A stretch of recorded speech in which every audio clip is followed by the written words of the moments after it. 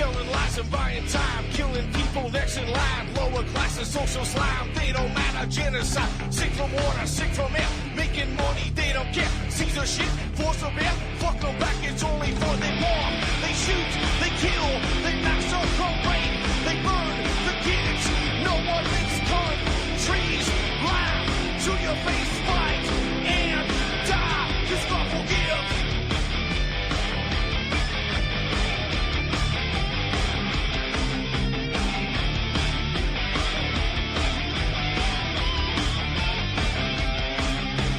Selling lies and buying time, killing people next in line. Lower class and social side, they don't matter. Genocide, sick from water, sick from air. Making money, they don't care. See their shit, force a bear. Fuck them back, that's only fair. They bomb, they shoot, they kill, they massacre, rape. They burn the kids, no one makes countries.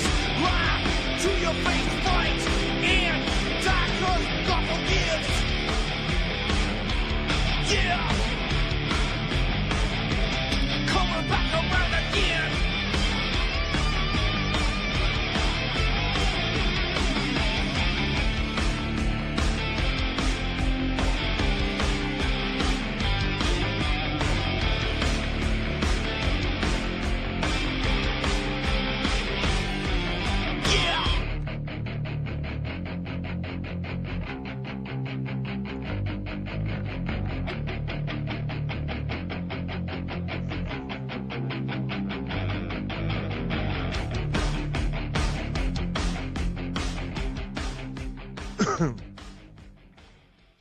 Welcome to the show. I'm your host, Ron Stevens. This is Rock the Boat right here on UCY.TV, and I hope you don't get tired of me saying it's the best little network on the freaking internet.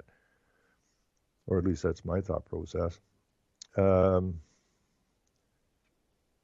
Anyways, I'm catching a little flack for a post I put in last night on Facebook, and I find it rather humorous. And I'm going to read the story because if anybody listens to the show, you know that I have no respect for science whatsoever. In fact, I'd like to find most of these scientists and just spit on them. Then the fact that we're all scientists. Science is nothing more than observation. That's what science is. The problem with science today is they observe things and they create problems, and then they seek solutions, which is the old problem, reaction, solution nonsense, which is all designed to manipulate and deceive us and take advantage of us. And that's unfortunate. But the scientists get paid by the deceivers and the manipulators. So they're asked to do a paper. They do the paper. They think they're doing a great job. They're already told what they're looking for, so they go find it, even though it doesn't exist. And then they hand it back to the manipulators and the deceivers, and then they mess with our lives some more. So if there's a honest scientist out there, I'd really like to meet. There's a couple out there, but you're never going to hear about them. So I found a story last night after the show, and it really makes me laugh because this is really, you know, I last night on this show on Revolution Radio, I talked about this, you know, in mainstream media, you know, this girl in India living in the forest with the monkeys, and when they went to get her from the monkeys got all excited and chased them, and the very next day, there's a story in the same mainstream medias that actually the story isn't true at all.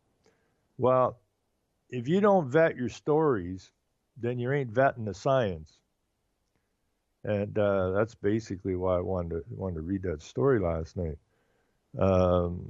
It's ludicrous what we put up with here. Anyways, Mail Online. This is Science and Tech story. Now I don't know, but my gut tells me that I didn't evolve from a great ape. My gut tells me that. I just got to look around, and I've looked at the science, and I can find no science anywhere ever that can link any of this nonsense together called evolution. Evolution came along so they could kill the creator, so they could move their earth worship nonsense forward, worship the creation, not the creator.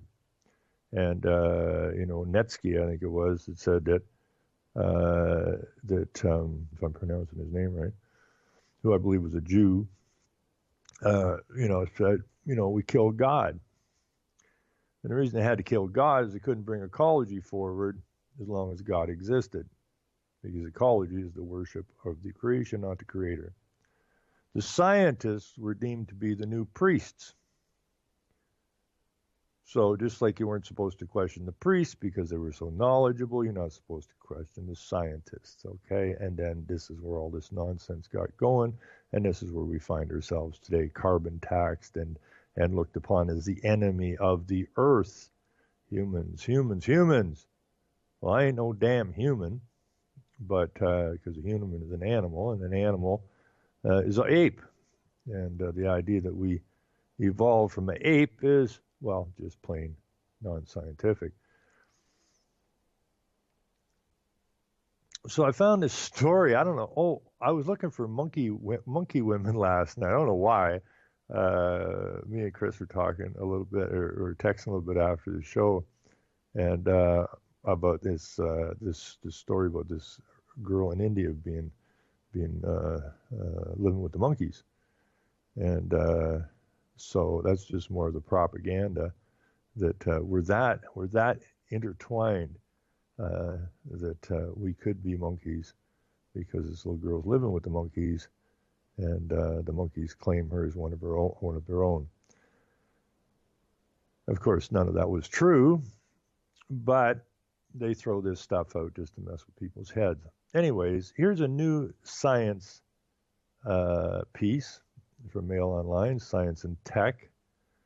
Now, I was told, and according to the United Nations, the evil ones, the manipulators, the deceivers, according to them, a human being is directly evolved from a great ape. But science always evolves. Now we got a new mess going on here. Humans actually evolved. Now sit down, you want to hear this. Humans actually evolved after a female chimpanzee mated with a pig. Extraordinary claim made by American geneticist Dr. Eugene McCarthy points to features that distinguish us from primates. He says that the only animals which also have these features are pigs. Controversial hypothesis has been met with significant opposition. And he goes on to say the human species began as the hybrid offspring of a male pig and a female chimpanzee. The startling claim has been made by Eugene McCarthy, who is also one of the world's leading authorities on hybridization in animals. He points out that while humans may have many features in common with chimps, we also have a large number of distinguishing characteristics not found in any other primates. Dr. McCarthy says these divergent characteristics are most likely the result of hybrid origin at some point far back in human evolutionary history. What's more, he suggests there is one animal that has all the traits which distinguish humans from our primate cousins in the animal kingdom. What is this other animal that has all these traits? He asked rhetorically. The answer is Saskopha, the ordinary pig.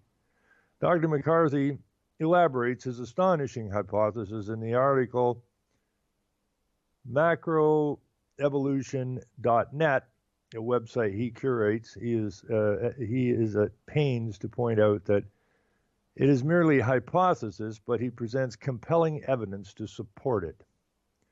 Scientists currently suppose that chimpanzees are humans' closest living evolutionary relatives, a theory amply backed by genetic evidence. However, Dr. McCarthy points out, despite this genetic similarity, there are a massive number of divergent anatomical characteristics distinguishing the two species. These distinguishing characteristics include hairless skin, a thick layer of subcutaneous fat, light-colored eyes, protruding noses, and heavy eyelashes, to name but a few, are unmistakably pig. There is also a number of less obvious but equally inexplicable similarities between humans and pigs in the structure of the skin and organs. Indeed, pig skin tissue and heart valves can be used in medicine because of their similarity and compatibility with the human body. Dr. McCarthy says that the original pig-chimp hookup was probably followed by several generations of backcrossing where the offspring of that pairing lived among chimps and mated with them, becoming more like chimps and less like pigs with every new generation.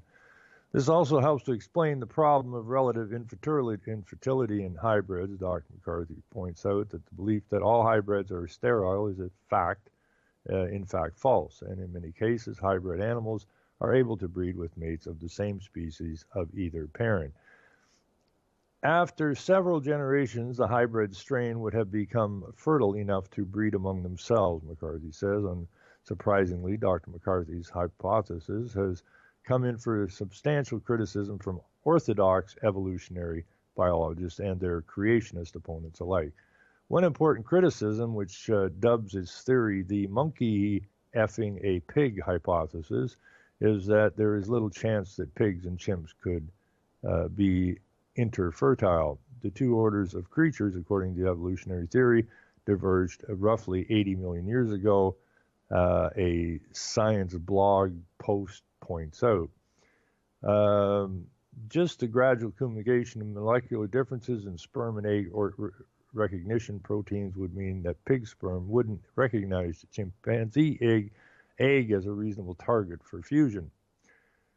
Furthermore, the blogger explains, well, chimps have 48 chromosomes, pigs have just 38. He adds hybridizing a pig and a chimp is like taking half the dancers from a performance of Swan Lake and the other half from a performance of Giselle and throwing them together on stage to assemble something. It's going to be a catastrophe. Finally, he suggests rather impudently that Dr. McCarthy do the experimental work himself and try mating with a pig to see how far he gets.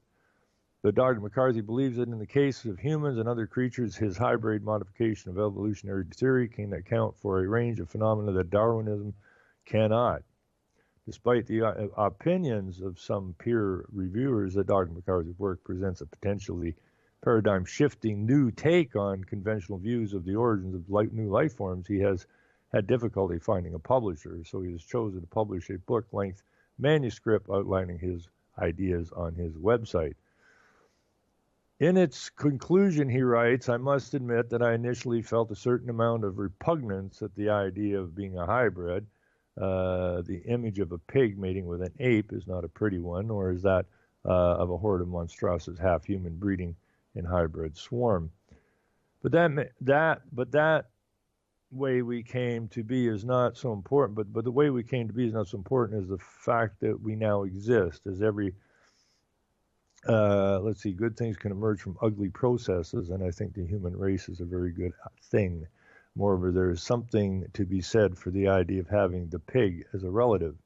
My opinion of this animal has such improved during the course of my research. Where I once thought of filth and greed, I now think of intelligence, affection, loyalty, and adaptability with an added touch of joyous sensuality, qualities without which humans would not be human. That's from Science and Tech on Mail Online. You may want to get your kids to take that to the school and give it to the teachers, just for the sheer fun of it.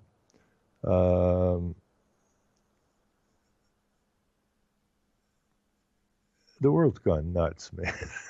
It really, truly has.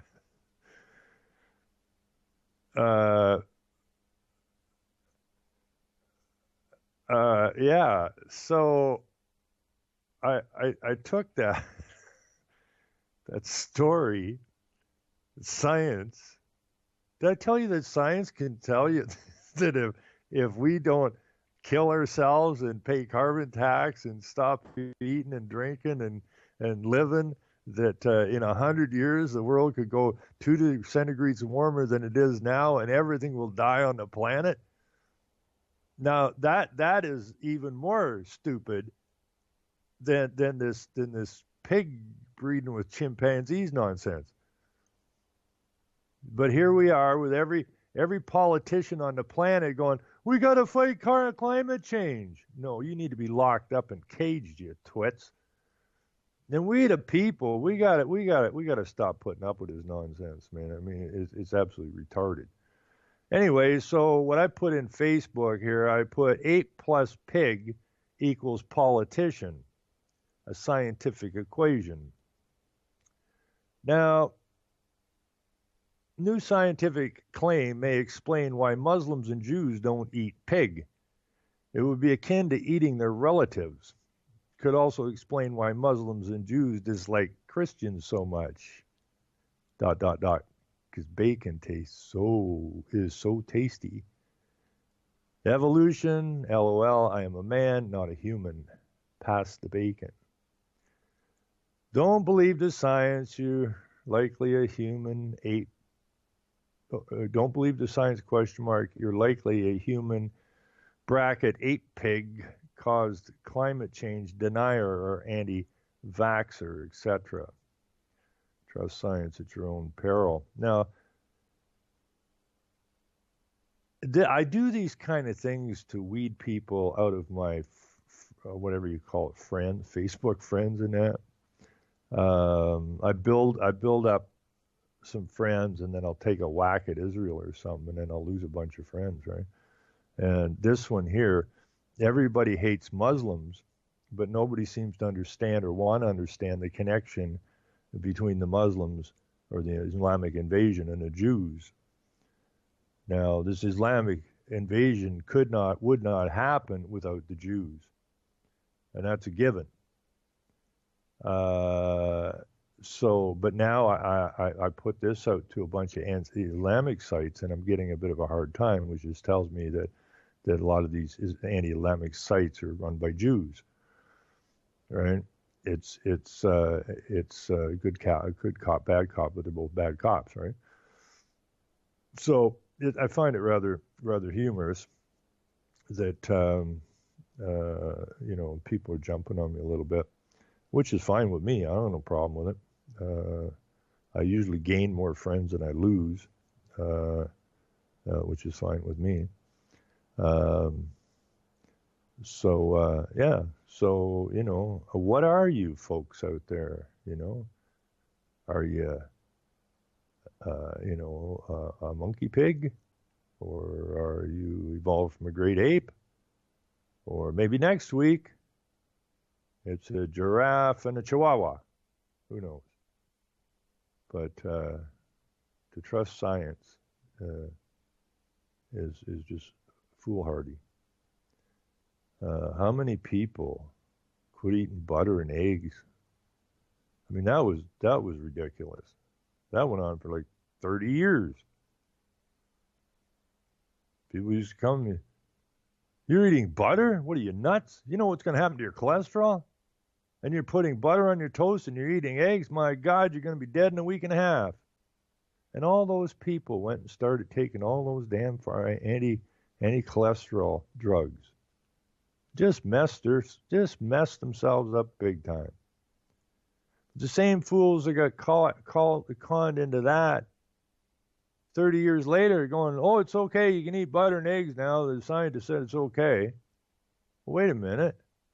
Didn't the science say it wasn't okay? Well, yeah, but now they said it's okay. And that really scares me about the intellect of the average man and woman walking around on this planet. They're so easily deceived, it's ridiculous. But hey, I think we're waking some of them up, and that's a good thing. Anyways, we have, where will we go from here? Um,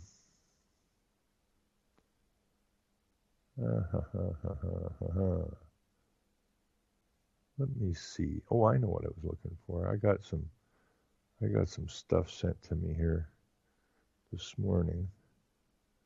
Apparently last night I blew the system apart over at Revolution Radio. My apologies. I got a note this morning that I did too. I forgot to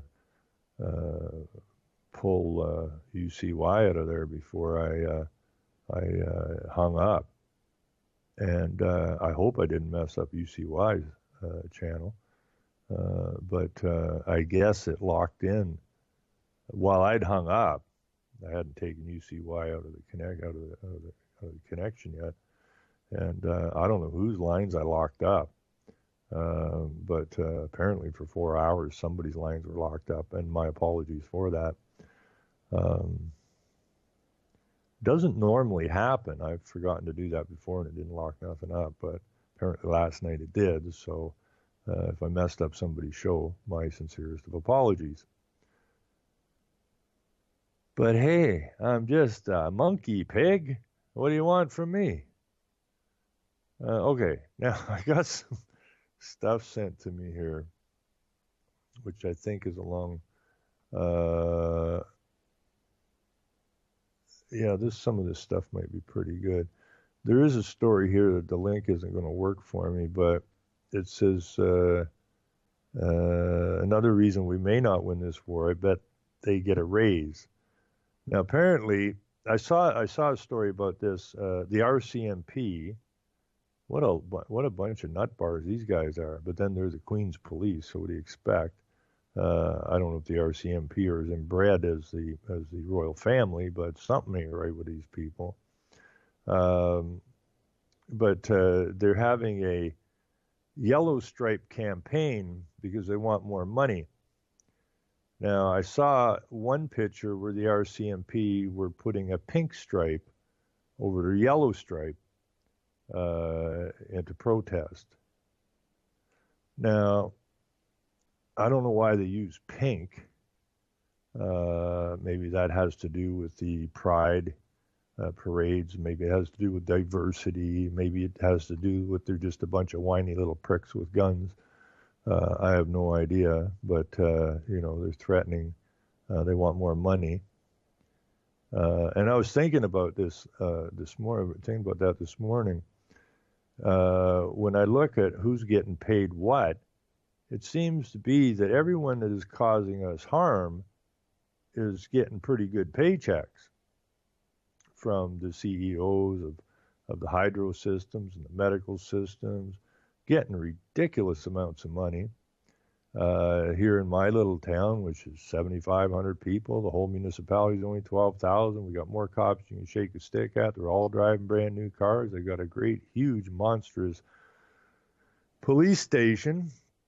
I mean, this is really getting weird because when I moved here to this town, the police station was downtown, and it was the bottom part. It was part of the bottom part of the municipal hall, which was just an old building on the main street. So there was, I think, two holding cells in the police station, a little wee front office. We had, I think, maybe altogether, we may have had 5 police, with the blue outfit without the flak jackets and all this nonsense. No push bars on the cars or nothing. And then the OPP came along, and we had the town police still here and the OPP for the highways, and all they had for an office was a bungalow, a house, which they just off the highway, which they'd put a couple holding cells in and turn the living room into an office. This was our policing, and then the OPP took over. And now we have, this humongous freaking police station, and more cops than you can shake a stick at, and they're all making $100,000 easy. And I'm thinking, Why are they making 100 grand? To do what? Driving around in the car that we bought them? To hang out in a huge building we bought them? And what is it they accomplish? We have no real crime around here. They bother people. They extort people. And the people around here, there's all kinds of people working for minimum wage around here, busting their asses at their job. And we got these flak jacket decked out no minds driving around in cars we purchased, making 100 grand a year, bothering people. So now the RCMP want to raise because their job is to bother people. And their job is going to be, and it already is to help the influx of Islam into our nation. And I guess when you're doing something that evil, you'll want more money for it. Seems the more evil the work, the higher the pay. And we're paying for this, and we got to wrap our brains around that a little bit and put the foot down. Why are these employees that we pay for making more than we're making and we're busting our asses working? Something wrong with that picture. Now, I don't want the cops working for free. I also don't want them bothering anybody. If somebody hasn't caused some harm, then leave them alone. I figure maybe 55, 60 grand tops, and I'm sure I could get some very moral people that would be pleased as punch to get 55 or 60 grand a year. To specifically do something if somebody's causing harm, but other than that, leave everybody the hell alone.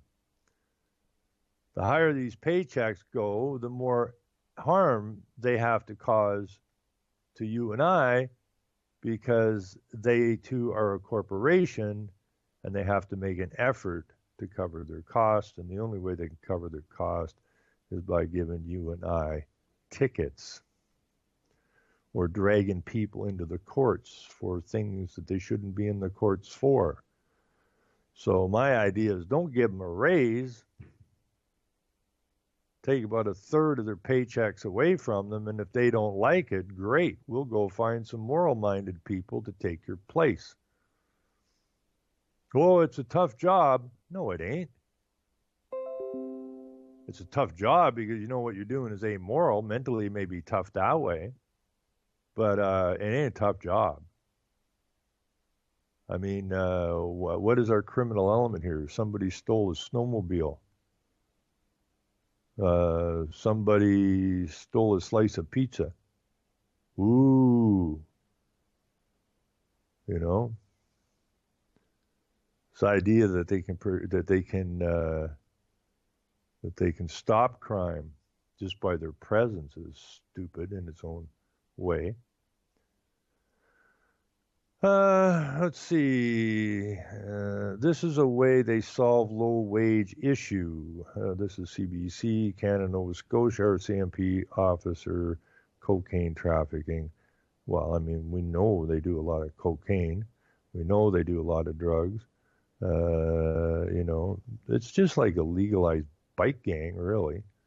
Let's take a quick look at this. Nova Scotia RCMP officer accused of stealing and trafficking in cocaine. Well, this happens constantly.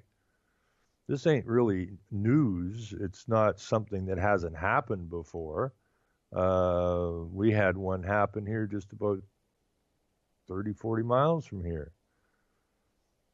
You know, they had a truck that picked up a bunch of drugs in, the cops, and the one cop took it home, and, amazingly, it was empty the next day. And the cops think somebody must have broke into it. Right.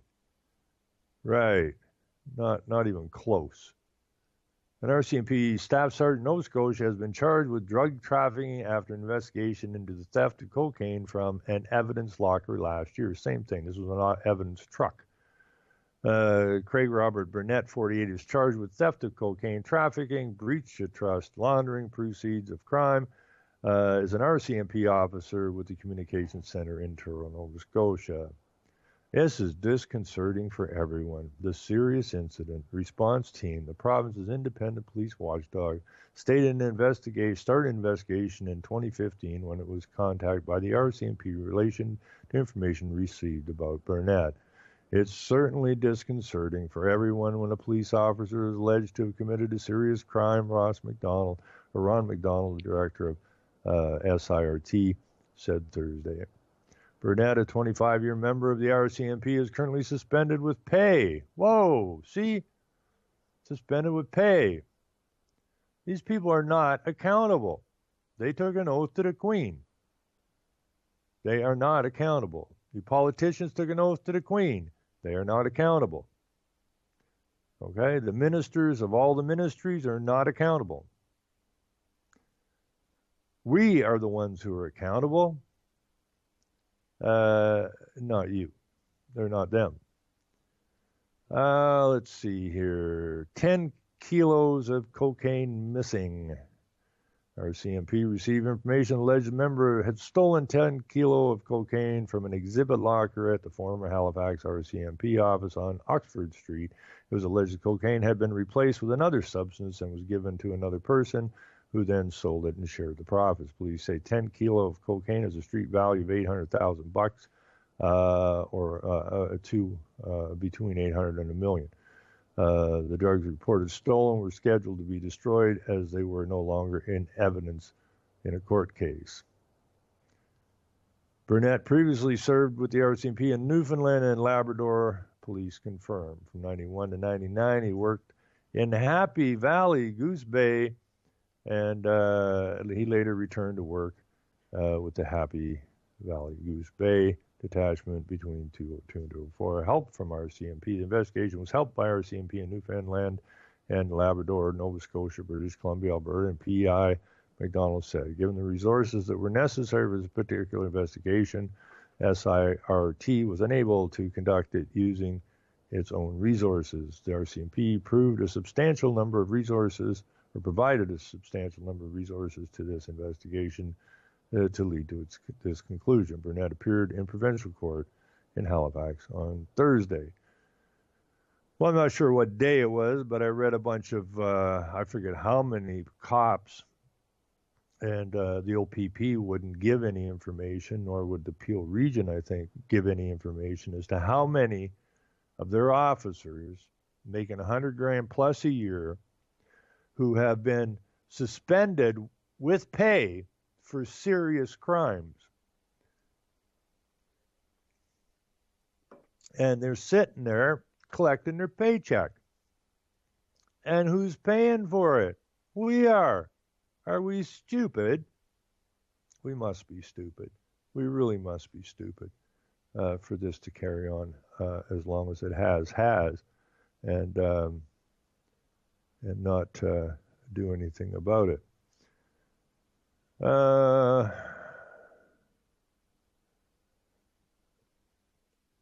some of these, I don't know why, but some of these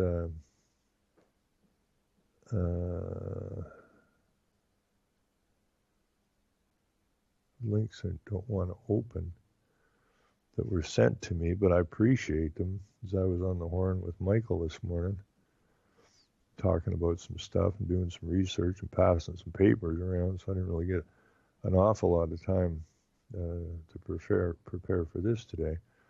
But let's look at some of this stuff.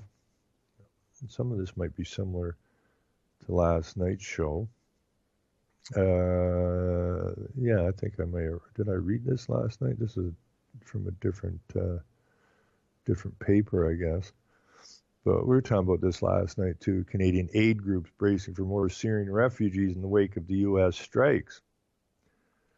And this is the two parties working together.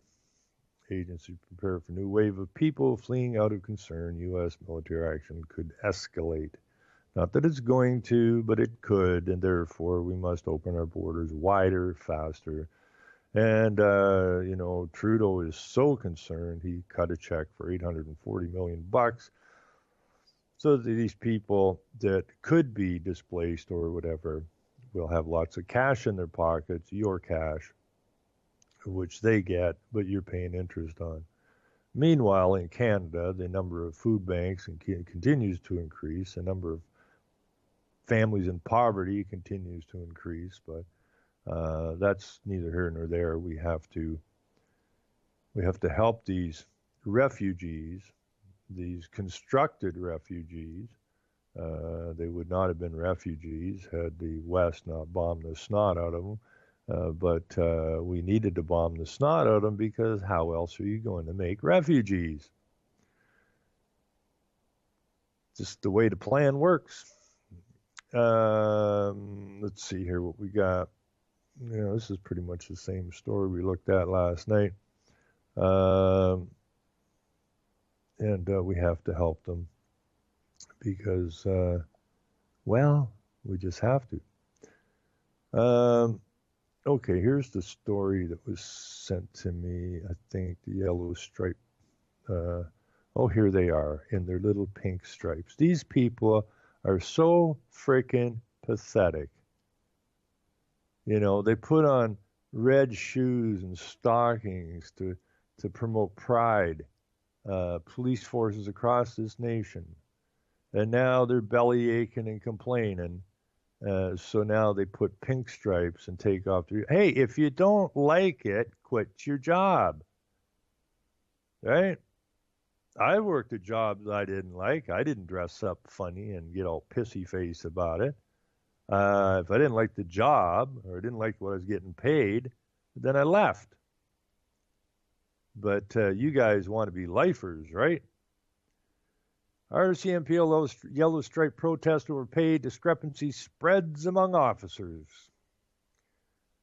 Sergeant Chris Backus knows that speaking out about receiving fair compensation as a Mountie could cost him his job, but he's willing to take that risk. I've been verbally reprimanded by the RCMP. I've been told not to speak out any further, he said, a day after telling CBC, the Communist Broadcasting Corporation, about how he and members of the at Sunshine Coast RCMP are covering up the yellow stripe on their uniforms.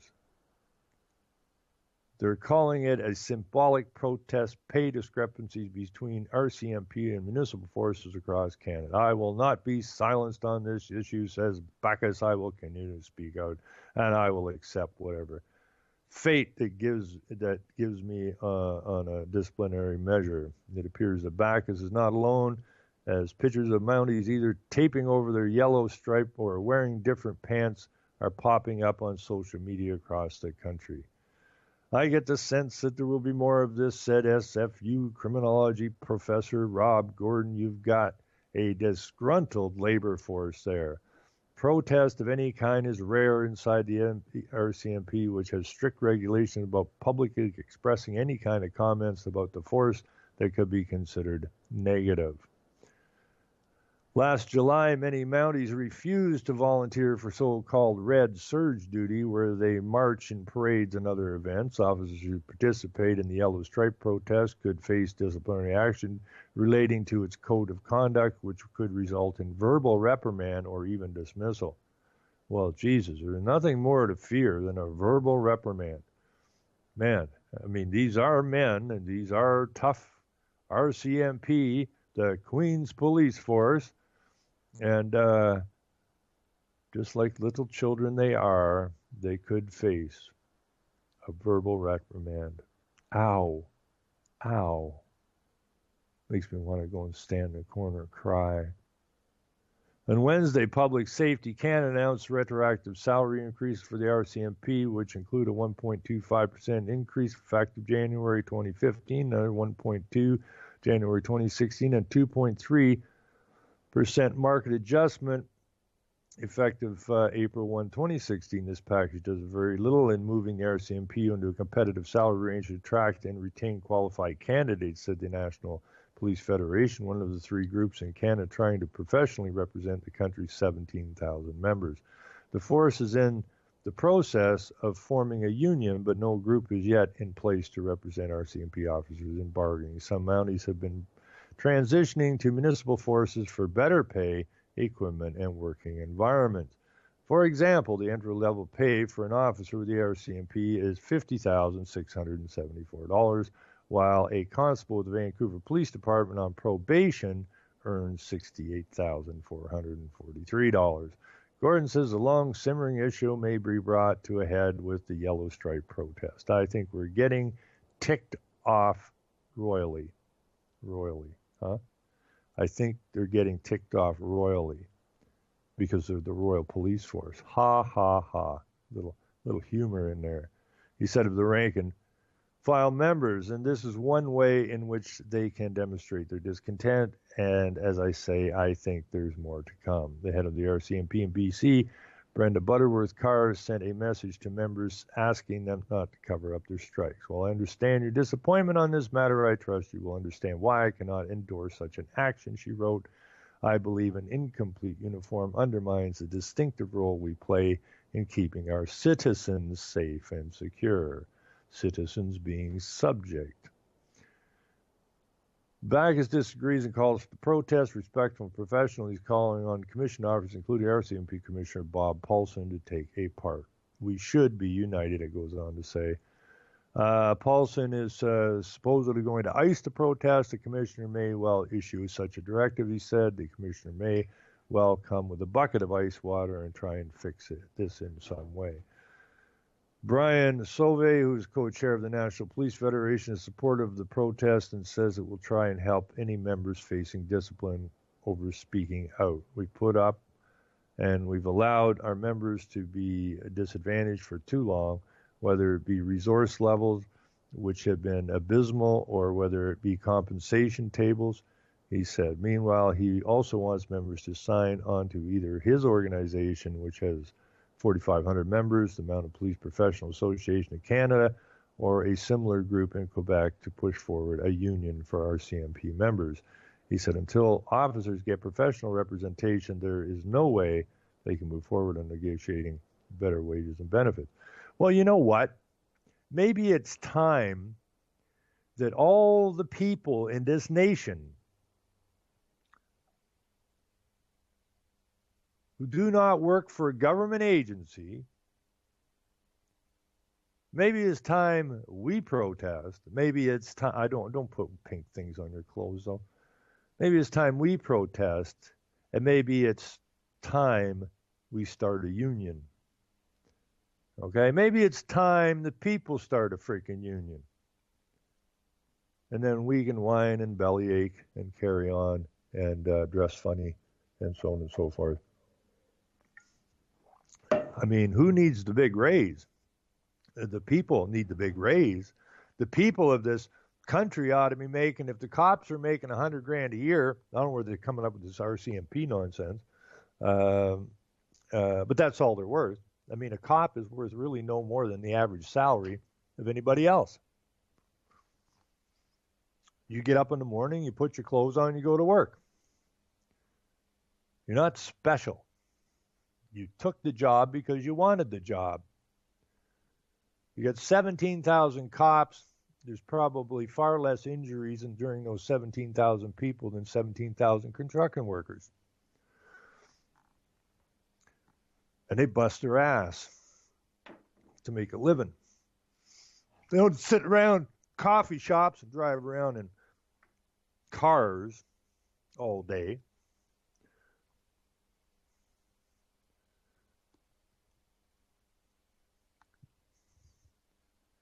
Well, this is complicated. Yeah, maybe we should start a union.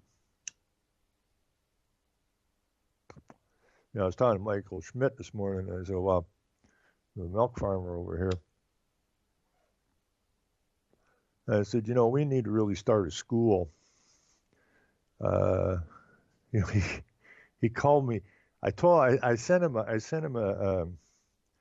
a document this morning regarding raw milk that I thought was pretty important to his cause. And I told him, I said, I don't mean to you know, unload too much of this stuff on you. But uh, he writes back and he says, no, he said, this is perfect. He said, everything you've ever sent me. He says, like, he called me an anal researcher or something. And he said, I don't know how you do this stuff. I don't know how you dig this shit out of here. I told him, I said, well, it comes naturally, I guess. I've always been one to ask questions and expect answers to my questions, which is a little more difficult when I'm speaking to government. They don't get that part about this is a question, can I have the answer? They don't get that part yet. Here's my question. Well, let me run around in circles till you get bored and hang up on me. Is kind of what you get from the government. But, I told him that what I did tell him was, I'm not anal about anything. This is what I do, because I got shit from the time I entered school. I was kindergarten, I was getting crap for asking questions. And then in grade 6 or 7, my one teacher stood at the head of the class and stated this: believe nothing you read, see, or hear until you personally verify the information, because failure to do so opens your mind to accepting all manner of propaganda and outright lies as truth. Well, that kind of qualified why I was asking questions all the time and nobody's giving me answers. So it made me a researcher. And that's a good thing and a bad thing, because you learn things and you tell people and they don't want to know about it. Or they tell you it can't be true, even though it is. And it gets a little frustrating from time to time, but it's getting better now because everybody's getting their ass shoved against the wall. And they ain't got no choice now but to start asking questions. So that's what the researchers do. The researchers put this stuff out so that people at least have an idea of what the hell's going on. And I want to personally thank all the dedicated researchers. I mean the real researchers, not the right-left guys, not the new age guys, not the airheads, but the actual hardcore researchers. These are the people I have the utmost respect for, because it's a tough deal. But it's got to be done, so we do it. I was explaining to Michael, it's time we start a school, I think, maybe. And he says, I did. Well, he did, and I didn't get to see it yet. Last time we were over there last Thursday, they were preparing affidavits for another court case, and a lot of this stuff I wasn't going to be involved in. So I thought, geez, let's go up to the school. I've never seen the school. It's an old one-room schoolhouse. I think they put an addition on it. But I think they had something like 30, 35 kids in it. These are kids completely outside the public school system. I have another friend who hasn't registered his kids to the system, so they're still freeborn, if you will. And I guess they're going to that school, which is a good thing. And this is what we got to get back to. Depending on the public school system, to give you any knowledge is farcical. And we got to get away from there. But I know I was telling Michael is, we need to start a school. What we need to do is bring the people. We need to bring people together from youth to the elderly. Excuse me. Because this is how they divide and conquer us. They separate the generations. The older generations that have lived some life, they're running off their memory banks. They have no clue what's going on in the schools. They may just, they may go, why are they teaching little kids about anal sex in grade 3? What the hell's that about? But they're not really connected to it. And they may have memories of how school was when they went to school and yada, yada, yada. But we most definitely have to get the generations back together. We got to get them talking to one another. And this is what they do. And it just reminds me, and this may, it reminds me of when I gave that talk, and I'd seen something about where a 55-year-old guy had told Hitler, I can't come on your side. And he says, well, you don't matter because you will pass. And this is generational crap.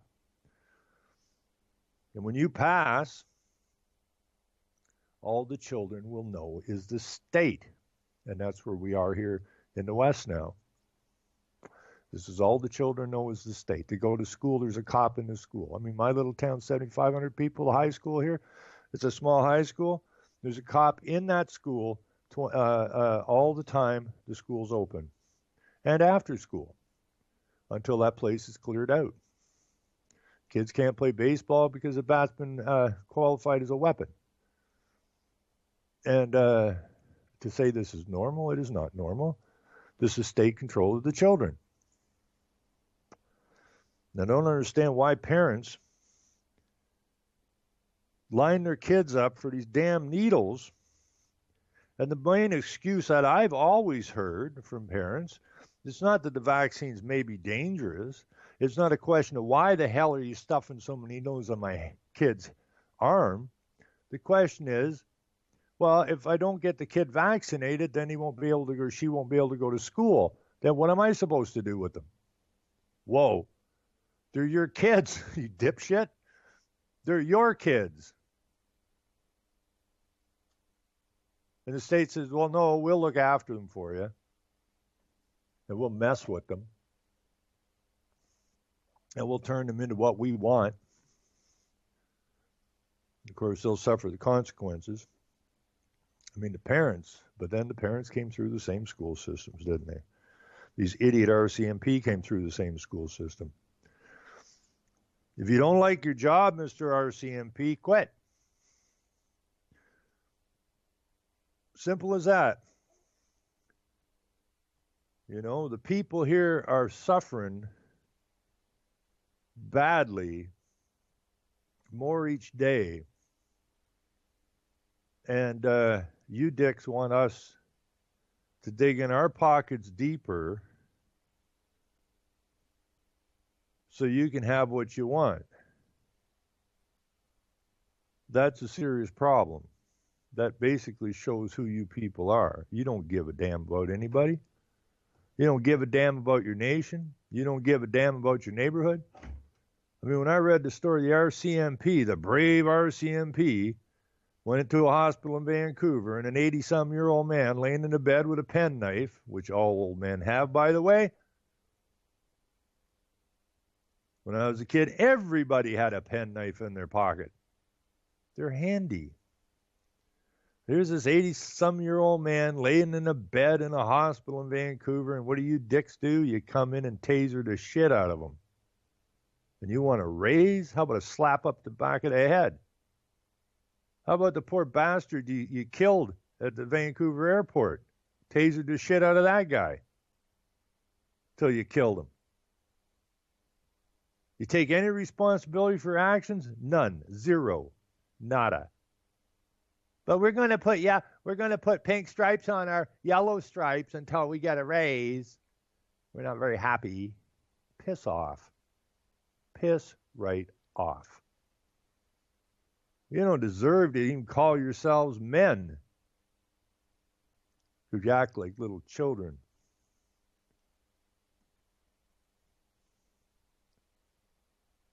It's pathetic. But the point is that these guys ain't going to ever protect you or your nation. All police forces are international police forces now. It doesn't matter where you go. You got the international police chiefs, and these guys are all attached to this shit. They're all running on the international law, and they're all doing what they're all protecting the agreements of the United Nations international law. That's why they're helping people across the border. They're not stopping them at the border. They're helping them across the border, and they want to raise. Wait a minute. You're breaking the friggin' law.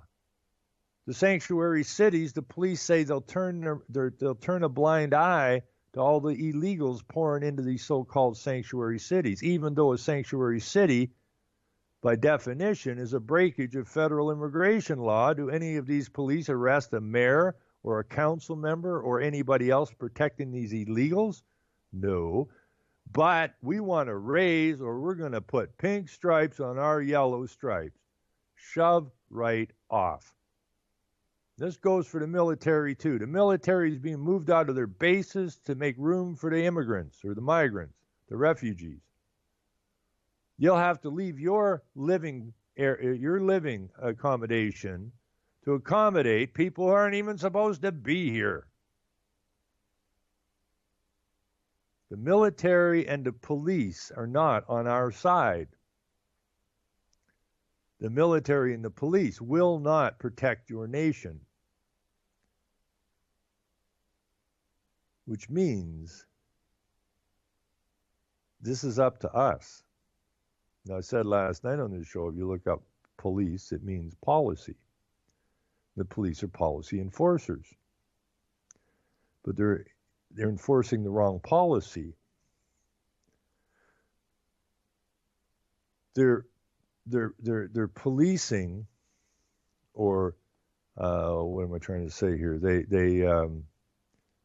They are policy enforcers for the legal system, which is corporate law.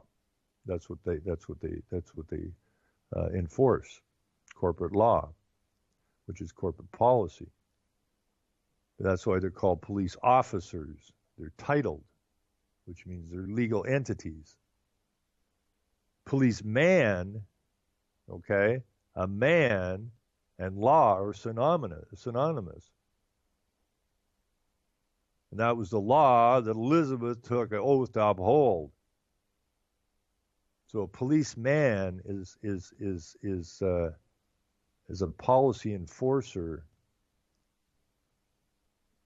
of the law, not the legal system, the law. And if these people don't want to be policemen, they want to be police officers, then we should have no use for them whatsoever, because they're detrimental to the men and women who call this place home. We need policeman back, because man is law, and law states specifically no victim, no crime. There's no victim, no harm, no victim, no crime. Do unto others you wish done unto you, and cause no harm. And if you haven't caused any harm, then you haven't broken the law. And all of these legal rules, regulations, statutes are not in any way, shape, or form to be considered law. It is corporate policy. And these people who are putting the pink stripes on their yellow stripes are corporate policy enforcers. So if you think they're going to stand up and protect you from this influx of Islam, you're kidding yourself. But man and law are synonymous. That makes all of us policemen and women. And it's up to us to be the policy enforcers of the law, because that's our duty as men and women. But if you think for 1 second that your military or your police forces are going to stand up and stop this invasion of Islam into your nation, you are sorely freaking mistaken. These people are as low as you can go. And we need to basically start ignoring them. I think when I become Prime Minister of the country, I think that police officers will get paid $1.98 a day, and policemen and women will get considerably more. One is moral and one is amoral. And we are run by an amoral group of thugs who feed off us and suppress us and harm us on a daily freaking basis. And that has to change. That most definitely has to change. Let's see. Let's see here.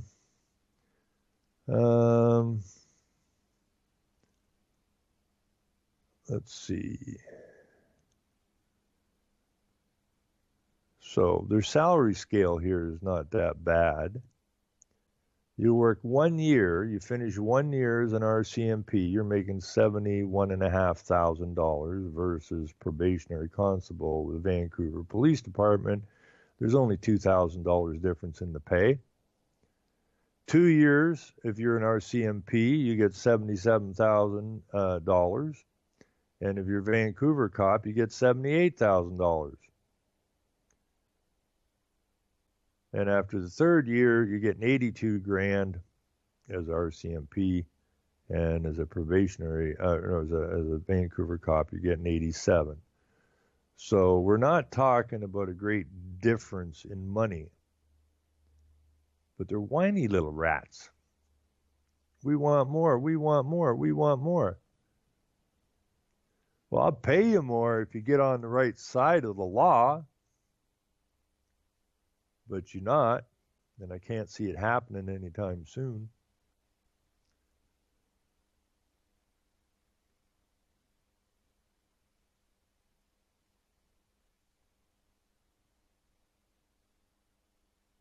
Now, I don't know what this story is.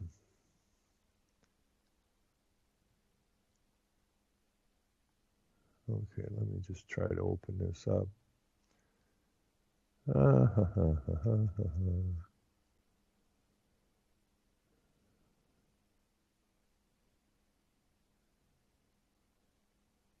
Man, is this thing running slow.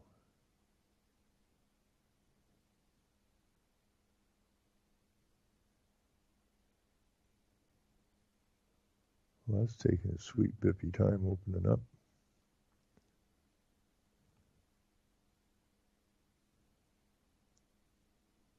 Okay, I don't know. This is just a video.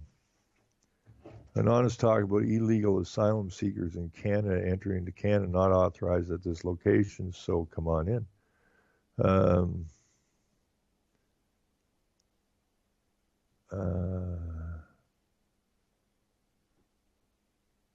Yeah, I don't know what that is. I can throw that in the chat. You can watch it later or whatever. I guess I'll have to watch it later. But the fact is, and remains, that we need to come together and take our rightful position on this planet. It's very, very important that we do so.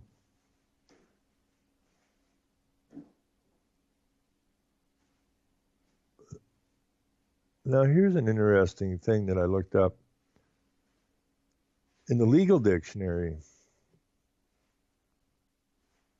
let me see if I can dig this out again. According to this, let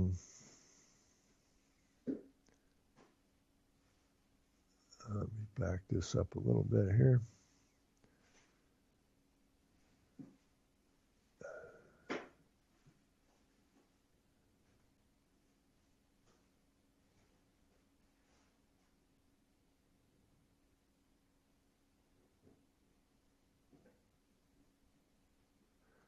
According to the legal dictionary, animal says property,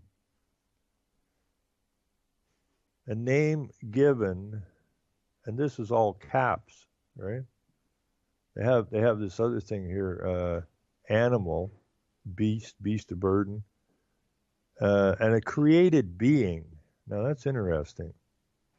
An animal is a created being, but when I pressed on created being, and legal definition doesn't have any definition for it.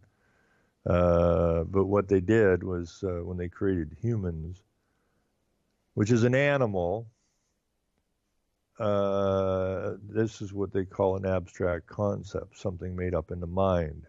This is not reality at all. The legal system is not based on reality. It's based on people coming up with abstract concepts. Like land, to most people, means that piece of ground out there with the grass growing on it, but in the legal system, that has nothing whatsoever to do with that piece of ground with grass growing on it. And it's a jargon language, so that means that it is used to gain advantage over who? You, who is being hammered. Animal is property, a name given to every animated being endowed with the power of voluntary motion. That would be you. That would be you. And that makes sense because a human, by definition, is an animal. And you are herded and used like any domestic animal. And you are owned by the corporation because you make up the body corporate.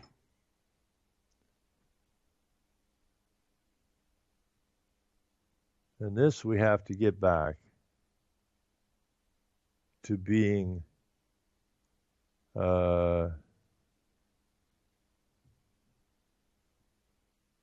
men.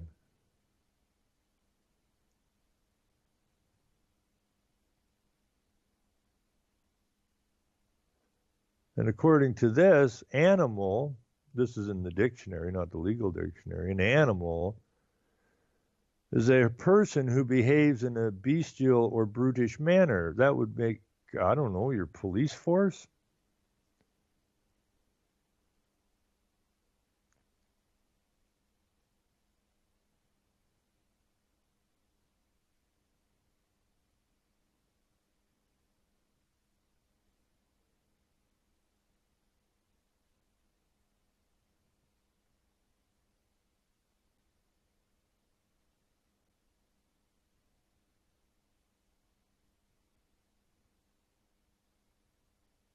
So there's a big discrepancy between the dictionary meaning of words and the legal meaning of words. But the legal is not law. The legal is deception. The legal is, deceiving man into believing something that is not true is true. And we've been suckered in that by for a long time. And we've got to break loose of it. Absolutely have to break loose of it. Now, I was talking to Farmer George yesterday for a bit, who was also charged with obstructing a peace officer along with Michael Schmidt. There was 5 of them altogether. The charges were withdrawn on one before the court before the trial began because he was a real thorn in the side, and he'd already charged the police for assault, and he now has a civil suit out against the police over this incident. And so they didn't want him in the court. They didn't want his testimony in the court, so they discharged the charges against him. Another gentleman that went through, I think, about 4 or 5 days of the trial was finally, the Crown tried to dismiss his charges, and the judge wouldn't let her. Or the Crown tried to withdraw the charges, but the judge wouldn't allow her to do that because he knows that these people have been dragged into court for no particular reason other than to beat them into the ground for the profits of the Milk Marketing Board. So he dismissed the gentleman. And so that left basically 2 guys, Michael and John. And so they've been working their way through this. But George, who never came in until the trial day started, he never picked up his summons. Why would he have to pick up his summons? It's supposed to be delivered. So he showed up, and the court didn't want anything to do with George. So what they did was they went ahead with the trial, and which is still ongoing, by the way. and told George they would do him separately. So George was in court last Wednesday, I guess, and George would not cross the bar, and Michael and the rest did, but George refuses to cross the bar. And so I got thinking about this, and I was telling George, because I'd been in court, and I told him, once I asked the clerk when she was reading my charges, and said I was charged, and I said who was charged, me or the title. That's when all hell broke loose in the courtroom, and eventually the judge ran away. It was a simple question, and but that messes them up, because you see, Elizabeth is a woman, and the Queen is a title. So Elizabeth took the oath to uphold the law in order to become the Queen. But it says that while Elizabeth, the woman, and the Queen are separate, they're also indivisible. And that is most definitely jargon, lawyer talk, deception, because anybody with a half a brain would know that if you're separate, you're separate, and if you're indivisible, you can't be separate. You can't be both. But this is what they do with the legal and the law terminology. They mix these words so that you think they mean the same thing, when in fact they mean the exact opposite. So I made a suggestion to George yesterday. I sent it to him. I don't know if he's got it yet or not, but I hope he's thinking about it. See, George, they're looking for George Bothwell, Mr. George Bothwell. Well, Mr. is a title, and Bothwell is a surety, and it is Bothwell who can be charged, who can be liable, who's responsible, not George. Not George. You see, Elizabeth doesn't have a last name, or at least doesn't use a last name. She goes by Elizabeth of Windsor, I believe it is. Just like Jesus didn't have a last name, he went by Jesus of Nazareth. And George can be whatever George wants to be, but as soon as you add that surety name, they make you indivisible, even though they tell you you're both separate.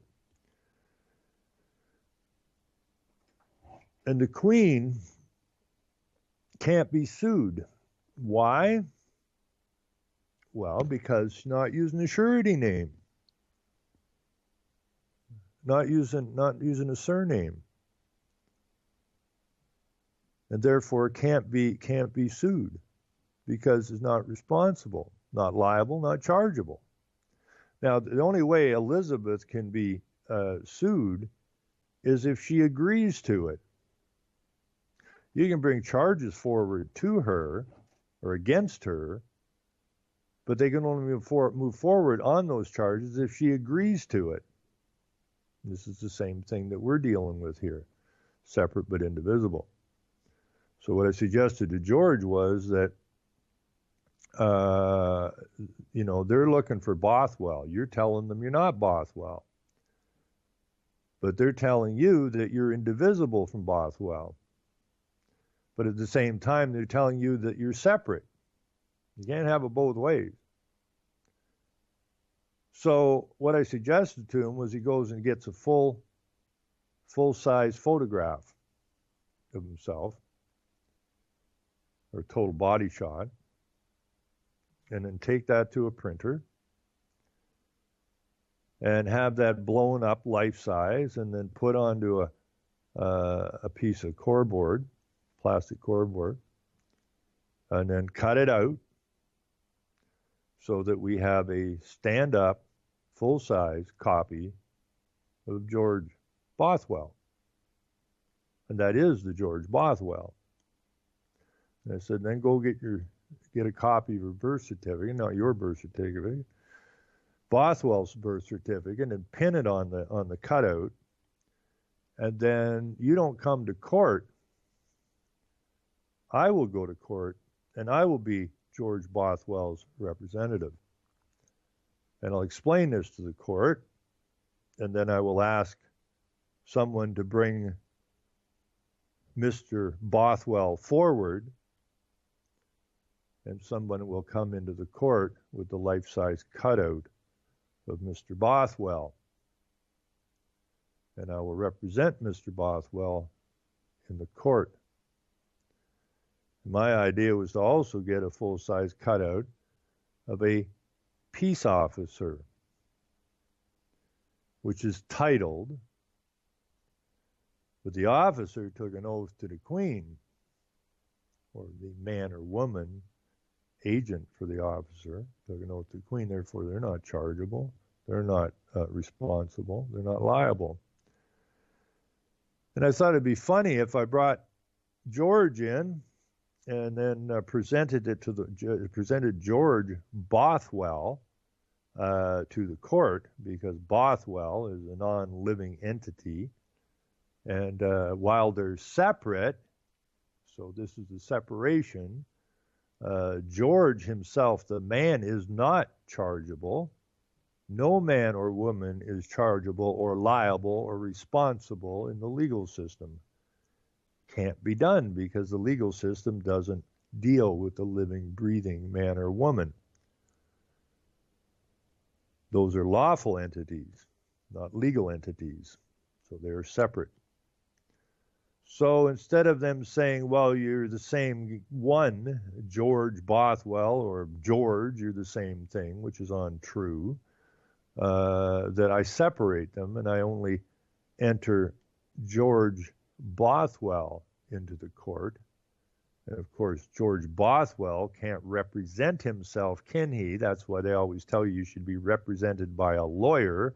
And the poor ass that pays the lawyer out of his hard labor thinks he hired a lawyer to represent him or her, when in fact, the lawyer is representing the legal entity, which needs representation because it can't speak. It can't do anything. That's why they tried to make you indivisible. But the first part is you are separate. So being separate, I thought if I get George, the cutout, the legal entity, into the court, I could have a very large amount of fun. I mean, I can see this going down, and I really want to do this bad. Your Honor, may I present Mr. Bothwell to the court. The hell is that? That's Mr. Bothwell. You know it and I know it. And I'm here to represent him because poor Mr. Bothwell can't obviously represent himself because he can't speak. Doesn't even breathe here. But that's who was charged, so I guess he needs representation. I'll represent him. And then what I'd like to do is call in to the court a peace officer and put the peace officer beside Mr. Bothwell and explain and have the cutout peace officer explain to the court how it is that Mr. Bothwell here obstructed anything. Because obviously Mr. Bothwell would have a difficult time obstructing anything. I suppose if a wind picked up and lifted Mr. Bothwell off the ground and ran Mr. Bothwell's cutout into the police officer's cutout, I suppose you could consider that obstruction. But we'd need a demonstration of that, so we'll have to go outside now. And if there's no wind, we'll have to set up some fans to see how it is that Mr. Bothwell might have possibly obstructed the peace officer. Now, I don't know how far I'd get with this in court. I'm pretty sure that the judge is going to hightail it the hell out of there pretty quick, because if he starts to give me a hard time, I will just bring up the divine right of kings and explain how Elizabeth became the queen, if he is not up on that, and the nonsense of the separate yet indivisible stuff. And that he can't deny, or she can't deny. And where they would do with that, I don't know. The only thing I can see they're going to do is run away. Now, they can charge Mr. Bothwell till they're blue in the face. Okay? But as long as Mr. Bothwell is separate from George, big deal. Throw him in the clink for 100 years. I don't care. I don't think George cares either. But we have to make some kind of a statement in the courts, something visual that these people can deal with.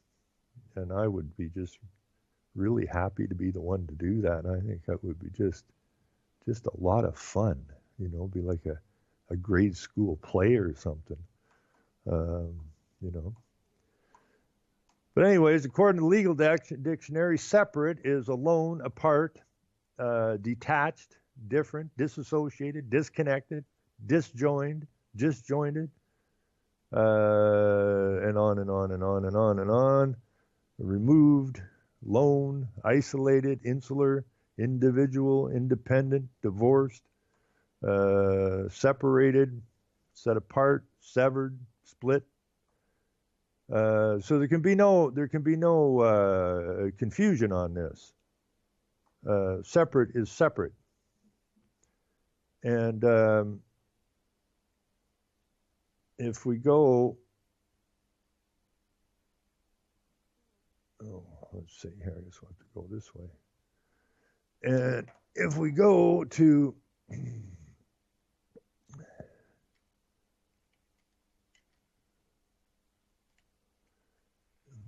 indivisible,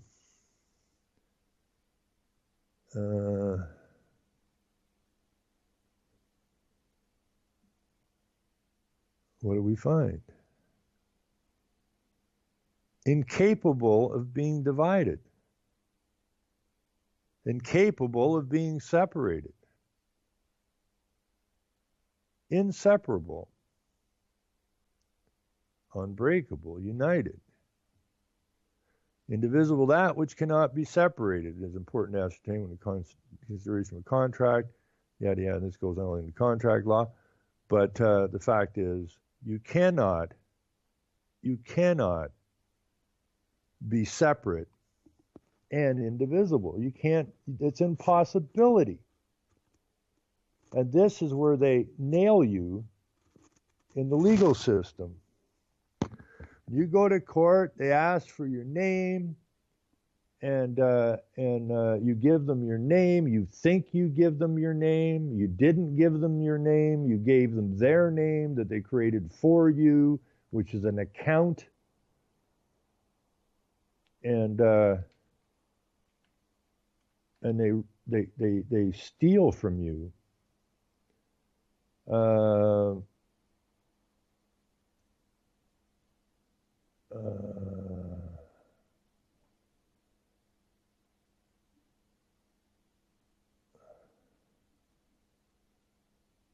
But a surname is what is the surety name. That's the one they feed on.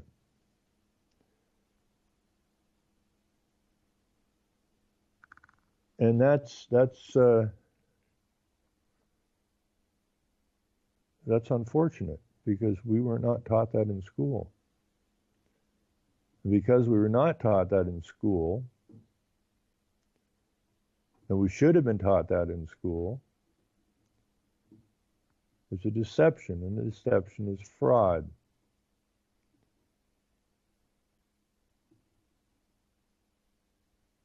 And they made you responsible when you're not. The only time you're responsible is when you harm someone. At no other time are you responsible. And you can't be held to be responsible when there was no harm done. Only in the legal system.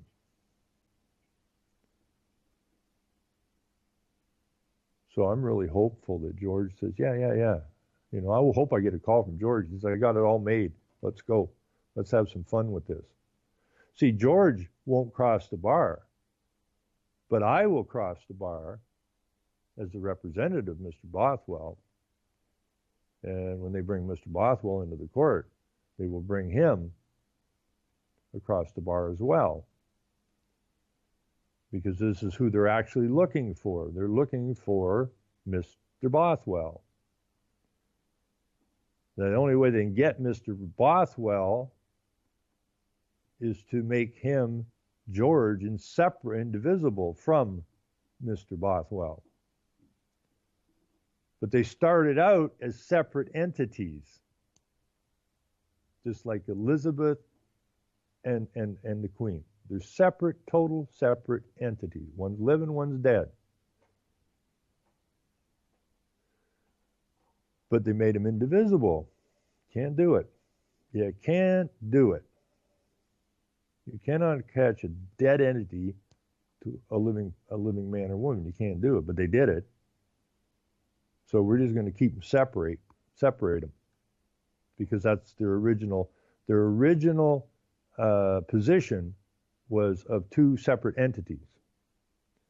And that's how they need to be presented in court, two separate entities. And the only way I can think to get the point across is with the cutout. There's who you're looking for. Because when I was in court, I said, who is charged, me or the title? And the title is the surname or the Mr.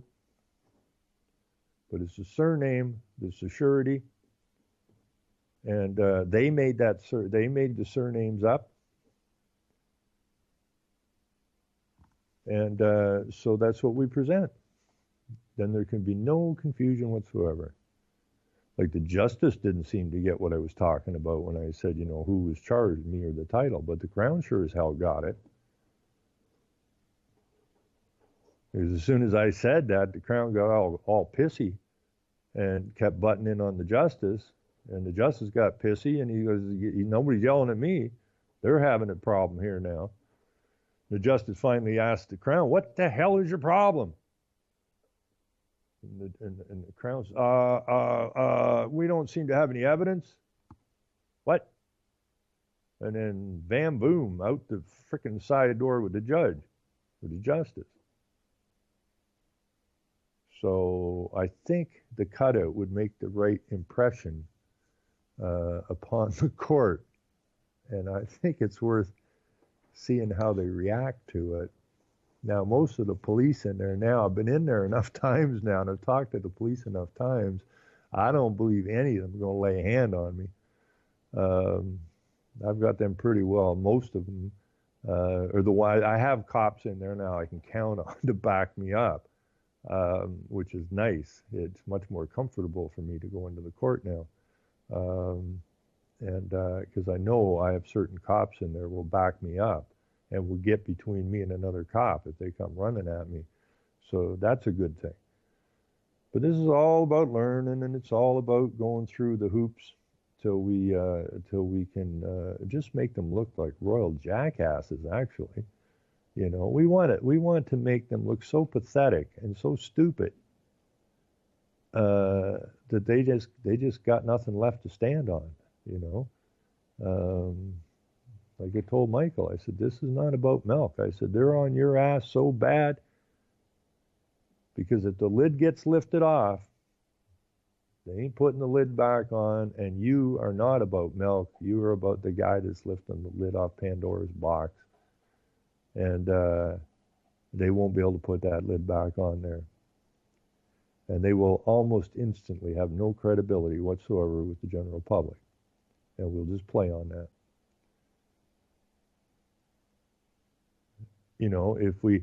If we can't make them go away, then we're just going to have to ignore them. But we have to have a position that if we do ignore them, they give us a hard time, and we explain the position to them, they'll back off. Okay, we make it very easy for them to understand. Like I was reading last night on the show how many people have had their lives absolutely destroyed, me included, by these traffic tickets and that, and the way they operate. And they tell you that this is all about your safety. That's why you got to have insurance. That's why you got to have a driver's license and yada, yada, yada. It's all about safety. It is not about safety because safety equates to revenue.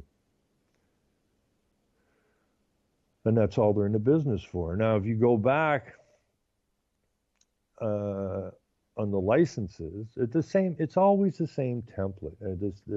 How they took control of the milk industry is no different on how they took control of the vehicle industry. They always sell it on safety.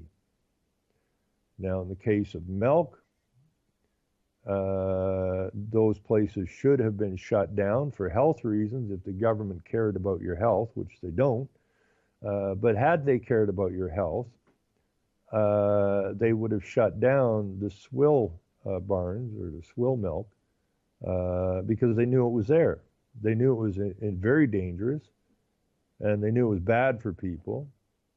But they allowed the breweries to continue to feed the leftovers from the distillery to the cattle, which is very, very poor grade. The swill barns were filthy.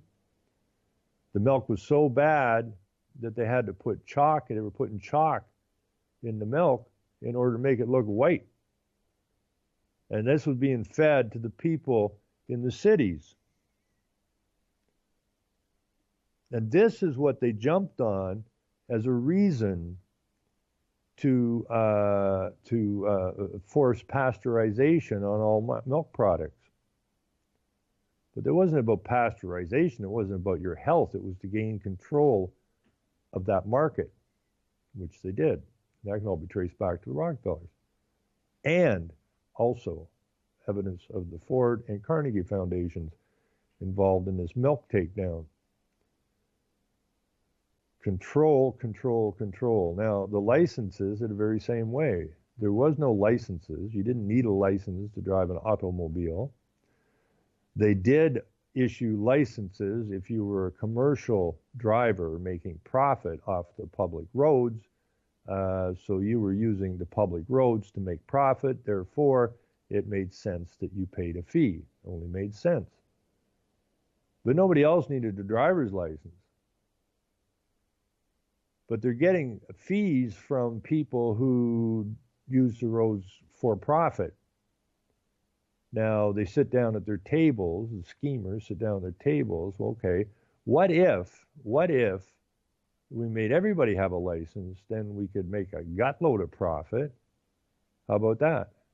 Yeah, but they don't need a license. Well, what if we sell it on the safety factor?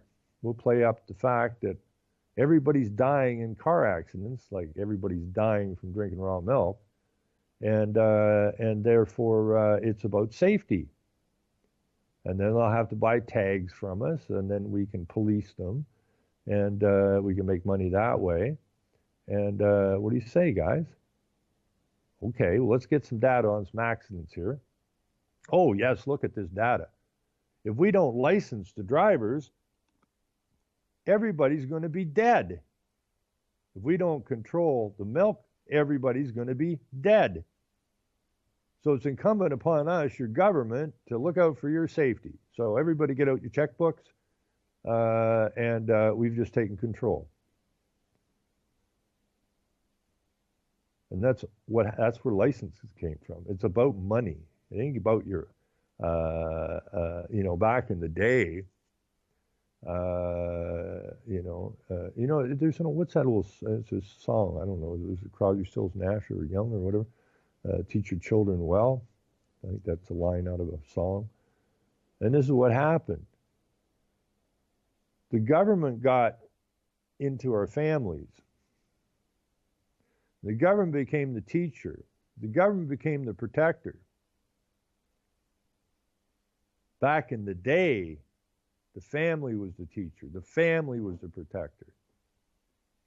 The family taught you how to look out for your safety, not the state. The family taught you right from wrong, not the state. And you lived in law. The legal system wasn't bothering anybody. slowly and surely they gain control. It's all about control.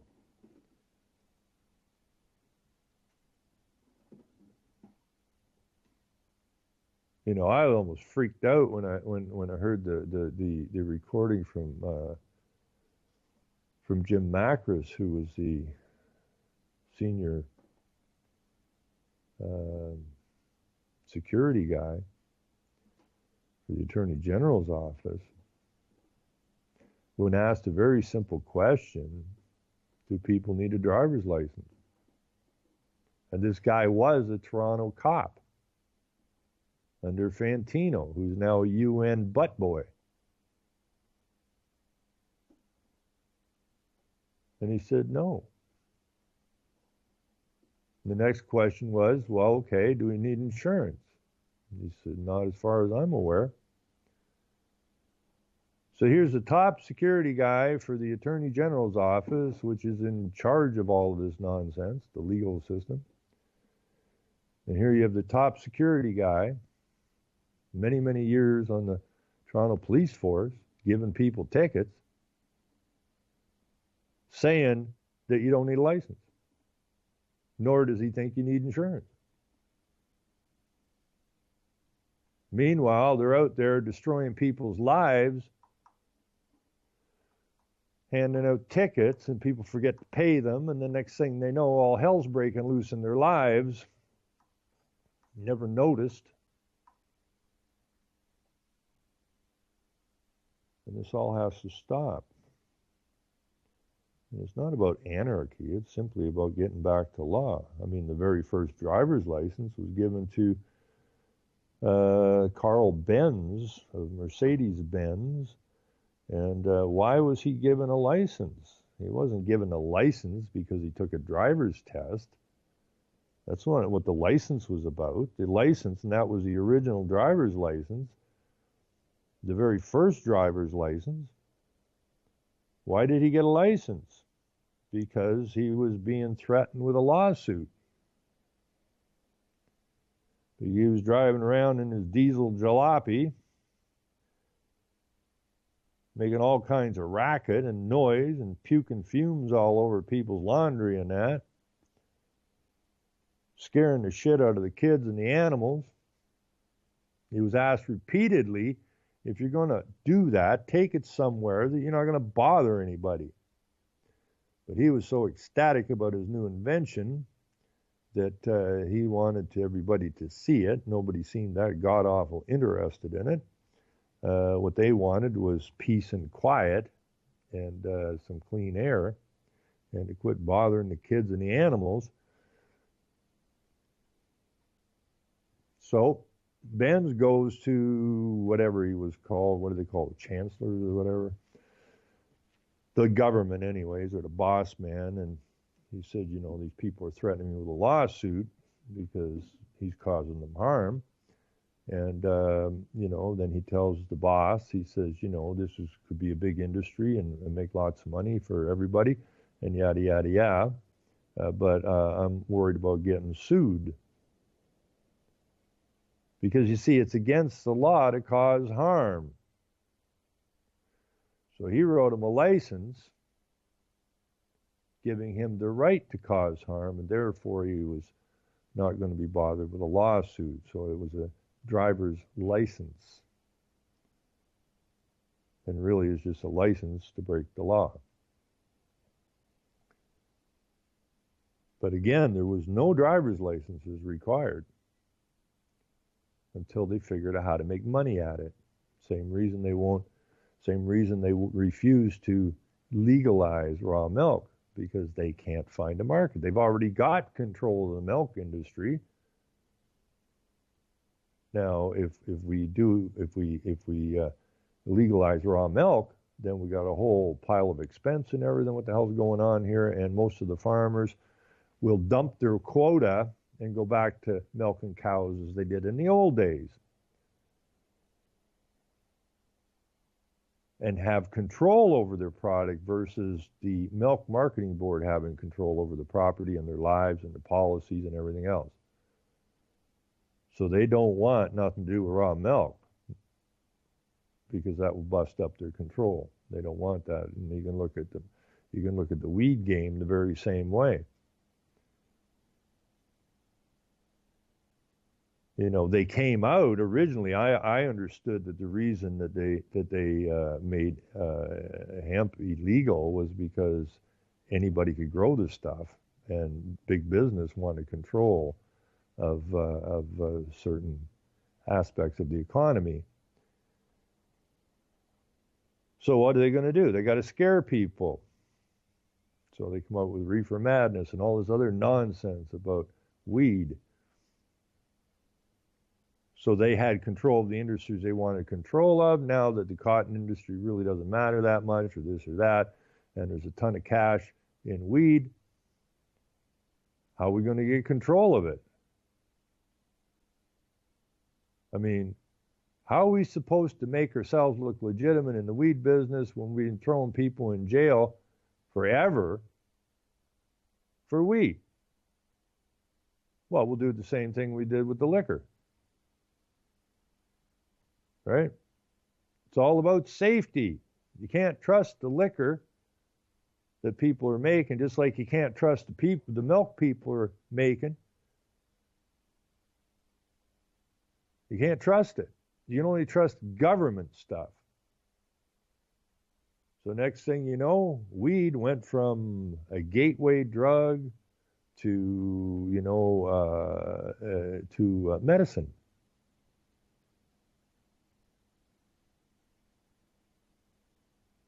And so people are all jumping on the bandwagon. Oh, I'm going to get some medical marijuana.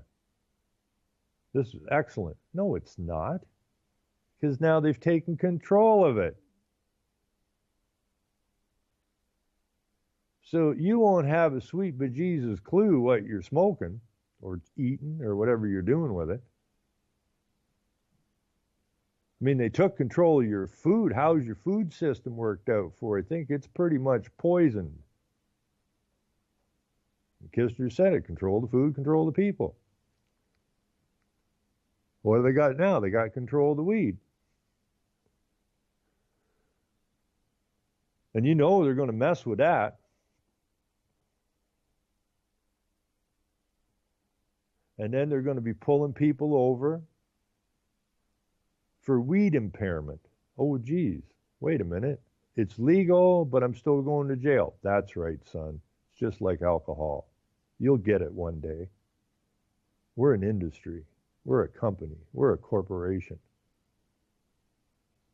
And we market this shit to you so you don't get it. So we end up getting paid now on both ends. We're still going to chuck your ass in jail.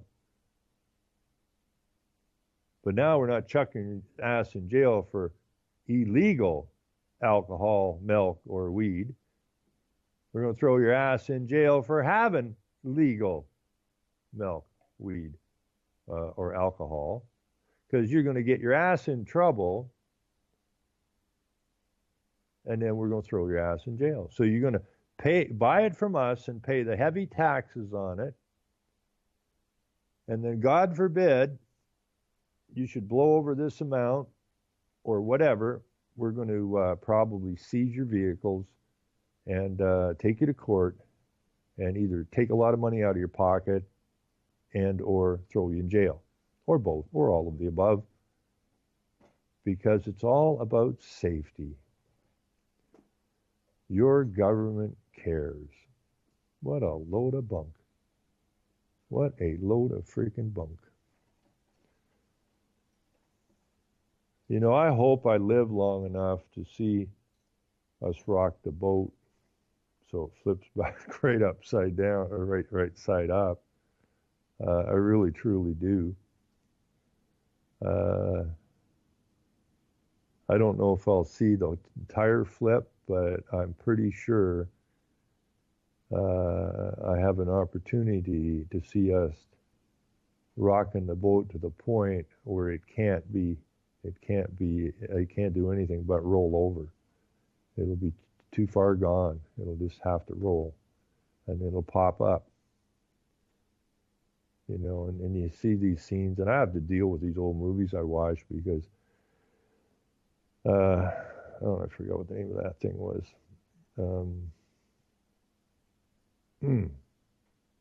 Logan's Run. You know, he was convinced that everything was kosher or normal, the cop, and they had the runners who were basically running to the right-sided boat, if you will, because this closed community they were in. And I mean, think about this: they want to shut down the farms and grow your food in high rises. Oops. So we're going to go from the farmer feeds the cities to the city feeds the cities. That's bent. These are these closed cities that they're trying to create. We already have the assisted suicide, which is in both Logan's Run and Soylent Green. In Soylent Green, you do what you're doing now. You go to a nice place and it's pleasant, and you know, you have a nice meal or whatever the hell they do there, and then they make your demise pleasant, which was the assisted suicide thing.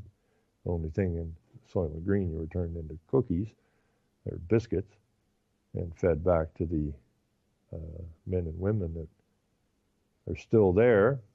And in Logan's Run, they had renewal, I think they called it, where you would have a little button in the middle of your hand and it started flashing red, and that was your signal that you had to go for renewal.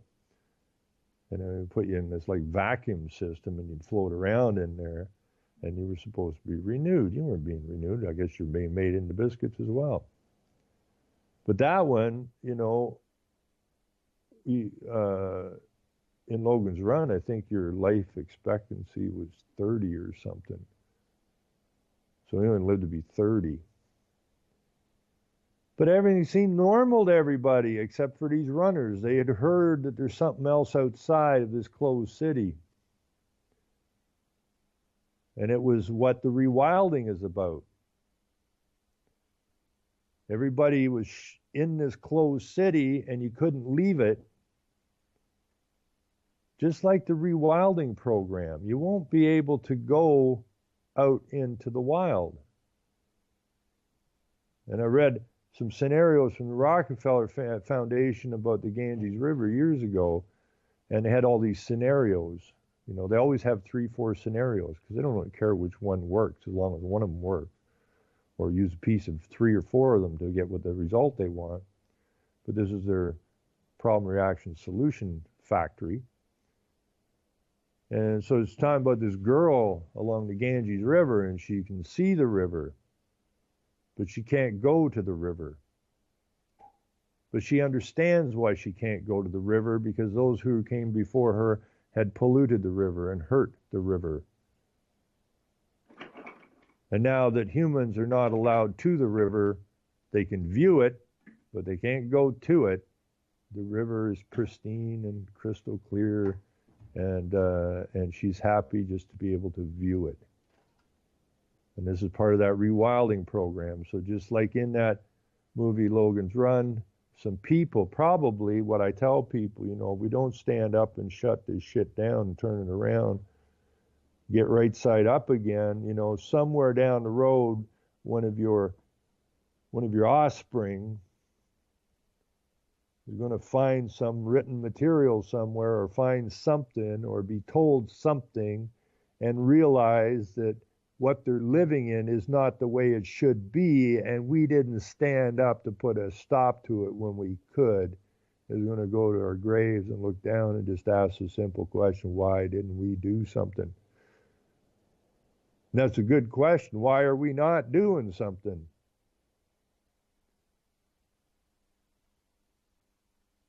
But in Logan's Run, they're chasing the runners. And Logan, he finally gets onto the side of the runners, and his partner, they end up in a shoot 'em up, and he gets killed, I guess. So Logan's running now. Now the cops are running. Now he's being chased down. They get outside of the of the and if I'm not mistaken, I'll have to look that up. If somebody already knows it, put it in the chat, will you? I got this bad feeling that city in Logan's Run was actually called Sanctuary. Could be wrong on that, but something tells me that's what the damn city was called. But once they got outside of the city and got back into reality, everything had been rewilded. No people living out there. And then they come across this building, looks like a Congress building or a library, I guess a big library or whatever. And this old guy, Peter Ustinov, is living in there and been there ever since. Managed to stay outside of the city when they were rewilding. These would be kind of the guys that took their go bags up into the hills and hang out. But he's been alone out there. All he's got is some cats and a bunch of books and stuff. And the people are absolutely amazed because they never seen nobody with white hair. They never seen anybody with an old white beard. So they got talking and that. And then they went back and they freed the people from the city to come back into the lands where they belong, not in these convoluted, constructed cell blocks or psych wards or whatever they want to call these city nowadays, where every part of your life is controlled and you only eat what they tell you or give you. They control your water, your food, your thoughts.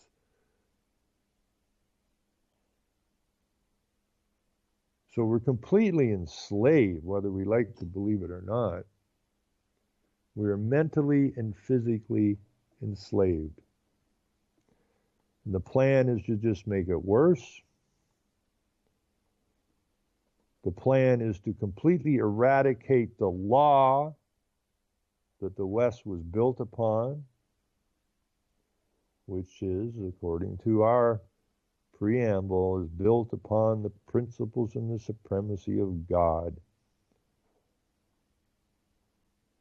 Not some concoction that was created by a monkey messing with a pig, or some ape that somehow magically evolved into you and I, even though the apes are still here. So science is a deception, just like the old priests were deceivers, and we got to get over that. We got to quit looking up to these people who are lying to us. You know, I don't know how many times I've been called a denier. You know, you saying global warming's fake or fraud? Well, yeah. You saying this renewable energy thing's a fraud? Yeah. You saying the vaccines are bad for us? Well, yeah. How is it none of you other people can see this? I'm not talking to people that hang out on this station, but generally speaking. But they are starting to question, and that to me is absolutely amazing, because I've been at this since the 70s, and I'll tell you, I was hoping that someday they would start to ask questions and they would start to see and start to know. And they are. It's frustrating. It's taken an awful long time. But people are generally now beginning to ask questions. A lot of the questions aren't the right questions. A lot of it is still the right-left political nonsense of what's happening to us now is because of them politicians. So we're going to get rid of these politicians and get the other politicians in where even though they were bad, they weren't this bad. A lot of that is starting to fall by the wayside, thankfully. People, I think, are coming to the conclusion that You hear them say it, why don't I vote anymore? What's the point? They're all the same. Okay, now why are they the same? What the hell's going on here? Who's running the show? These are the questions people, I think, are beginning to ask now. But for the most part, most of the people still rely on the mainstream news and the movies and TV for their propaganda. And they have a lot of learning to do, and we need to help them. That's, I think, our main job, is to help them to understand what's going on here and what they're involved in, and to stand up. We got to shut these borders down somehow. And I'm just not sure how to do it, other than the fact that we all have to become policy enforcers of the law. And if you're a man, you're automatically a policeman, because man and law are synonymous. And we have to step up to the plate, and we have to play our part. Saying why aren't they stopping them at the border is nonsensical, to say the least. They're not stopping at the border because they're part of the problem.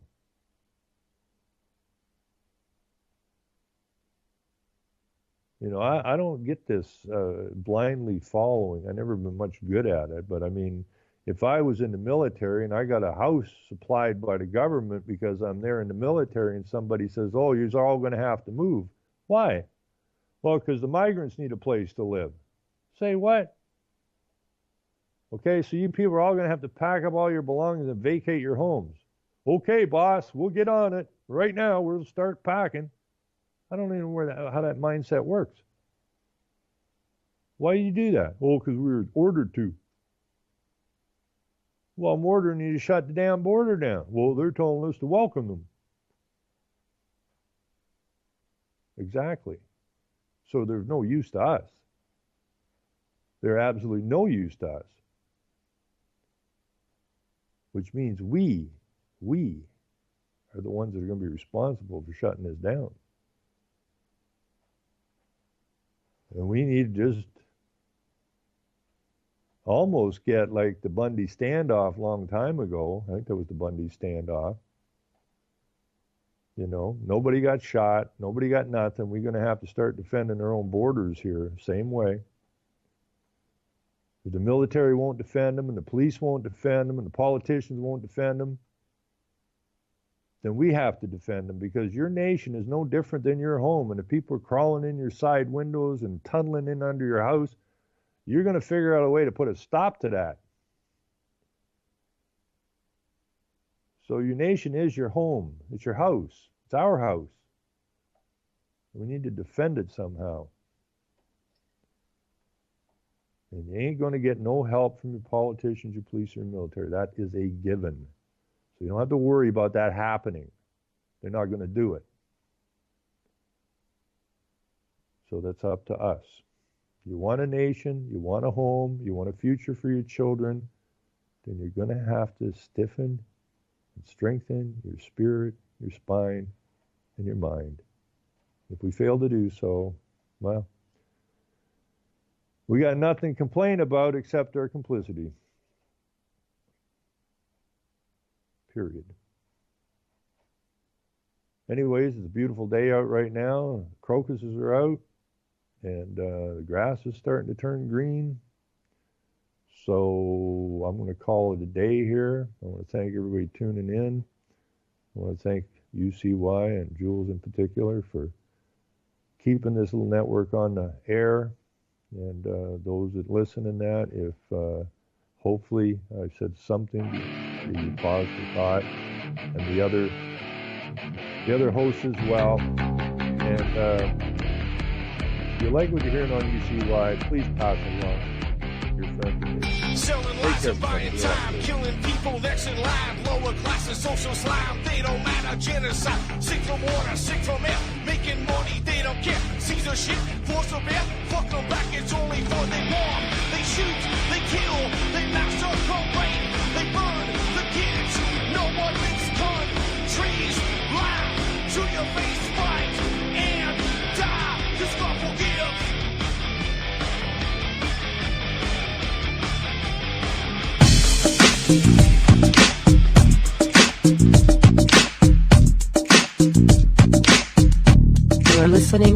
ty.